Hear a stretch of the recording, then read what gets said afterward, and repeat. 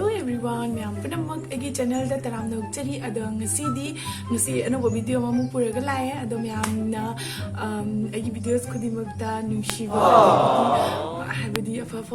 mayam habirapagi damakta mayam panamu thagatpa phongdoksari aduga aina ngasi puraiba video sina kainoni akhoi makeup kini ado ai makeup ki maramdi yamdi haijade habadi makeup ki knowledge engondagi tamningai takingai se kaigum hadi handle to the height aduna aina try to do ni ado asubiyar gusto mayam nga ado video see and bring them mayam gi video see subscribe to the bakangu ngai subscribe to biro kay gina habda gi video see subscribe yamli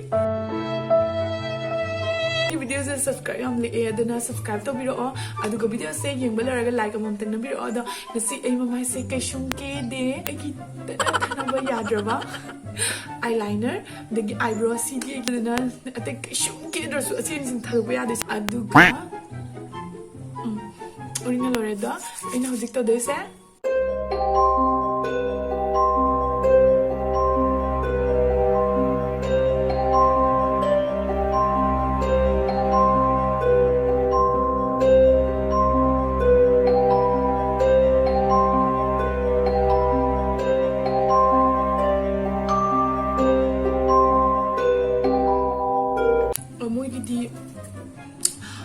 mogi nabnabagi kaino ma thoi na ha ba ko do khoi gi dilai tamni na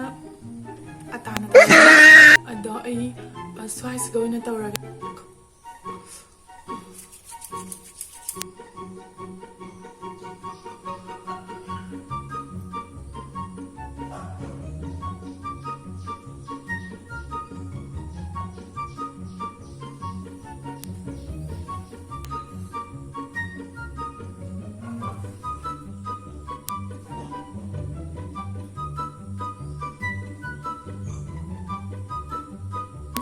foundation taiga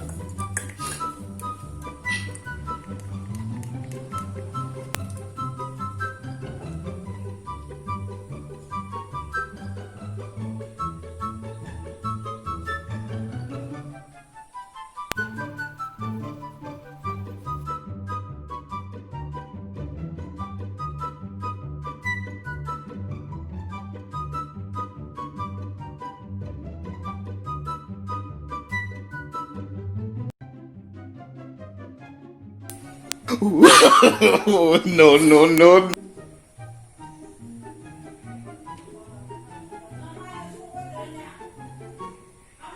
so ohe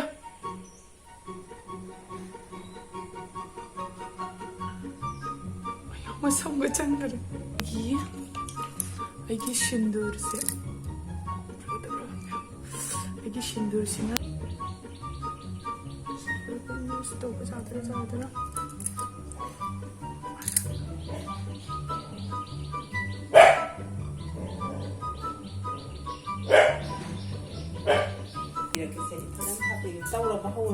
Jara rồi to.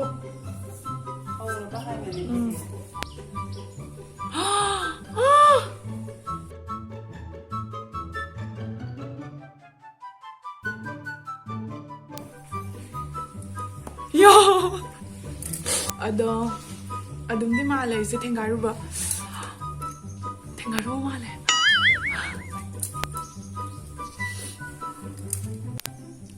Similar first key. Male. One lore hazik kharasi number 2.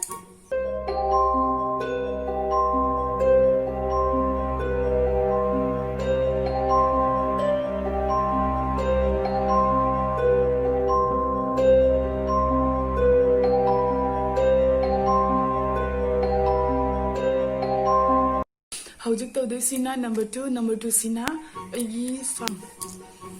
sesiga ado aina isiga use to this call ni do fevicol da aina dukan da thiruba hojik ado fevicol ko size ga jalamdre aduna fevicol gi duplicate oi mane for perfect fixing super hit high ada si oina tawran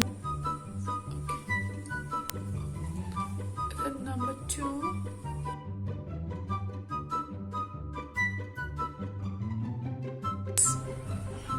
I ꯑꯩꯁꯨ brush ꯌꯥꯝꯅ ꯂꯩꯖꯗꯦ ꯑꯗꯨꯅ brush ꯑꯃꯈꯛꯅ ꯇꯧꯔꯤ ꯇꯩꯊꯣꯛꯑꯒ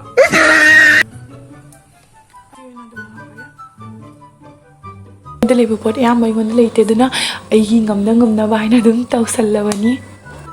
ꯑꯩꯒꯤ ꯍꯦꯛꯁꯤꯡꯁꯦ ꯁ꯭ꯄꯤꯁꯤꯌꯦꯜ ꯑꯣꯏꯅ ꯑꯇꯥꯒꯤ ꯑꯣꯏꯅ ꯑꯣꯏꯔꯦ ꯉꯁꯤꯁꯦ ꯂꯣꯏꯅ ꯑꯇꯥꯅ ꯑꯣꯏꯅ ꯇꯧꯔꯦ ꯎꯕ꯭ꯔꯥ ꯎꯗꯕ꯭ꯔꯥ ꯈꯪꯗꯦ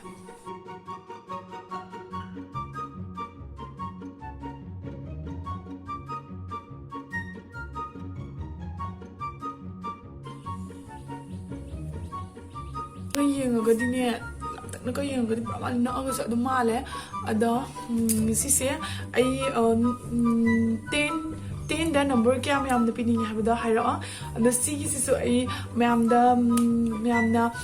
10 out of kya piningi adu saro number 1 number 2 and mathang naina myamna haibiro number 1 say 10 da kya piningi number 2 sina 10 da kya piningi habada myamda hairo ada ai number 3 gi mu adum amuk tar age ada let's get started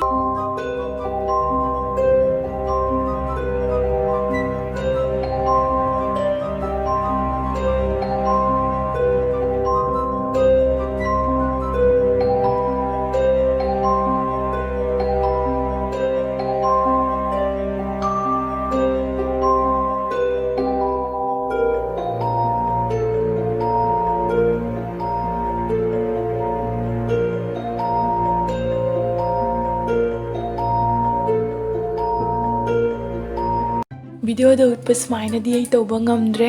ꯍꯥꯏꯕꯗꯤꯀꯣ ꯑꯩꯉꯣꯟꯗ ꯃꯣꯏꯒꯤ ꯑꯗꯨꯒꯤ ꯄꯣꯠ ꯆꯩꯉꯩꯗꯣ ꯑꯩꯉꯣꯟꯗ ꯂꯩꯇꯦ ꯑꯗꯣ ꯃꯌꯥꯝꯅ ꯆꯞ ꯃꯥꯟꯅꯅ ꯇꯧꯗꯦ ꯍꯥꯏꯔꯒꯁꯨ ꯑꯩꯉꯣꯟꯗ ꯑꯗꯨꯒꯤ ꯄꯣꯠ ꯆꯩꯉꯩꯗꯣ ꯂꯩꯖꯗꯦ ꯑꯗꯨꯅ ꯇꯧꯕꯅꯤ ꯑꯗꯣ ꯑꯩ ꯑꯗꯨꯝ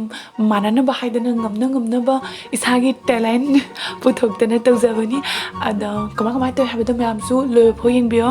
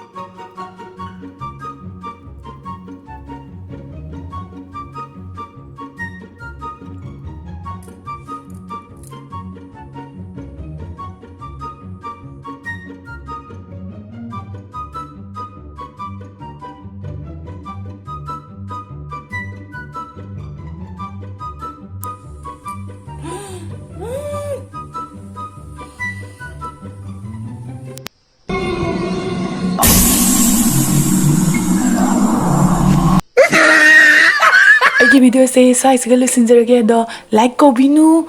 ꯀꯣꯃꯦꯟ ꯇꯧꯕꯤꯔꯛꯑꯣ ꯅꯣꯏꯒꯤ ꯍꯥꯏꯅꯤꯡꯕꯁꯤꯡꯗꯣ ꯂꯣꯏꯅꯃꯛ ꯍꯥꯏꯔꯛꯑꯣ ꯃꯈꯥꯗ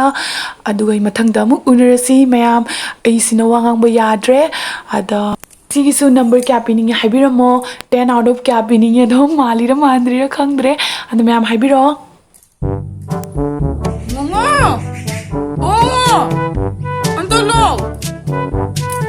안달라 여기 와서 쩌지영어라